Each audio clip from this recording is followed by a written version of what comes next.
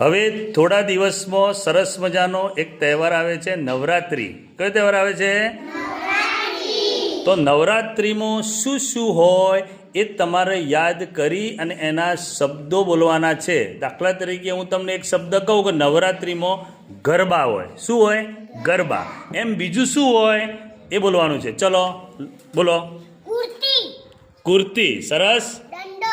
દંડો. દીવો. તોરણ. લાઈટો. ફોક્સ. સરસ. ડીજે.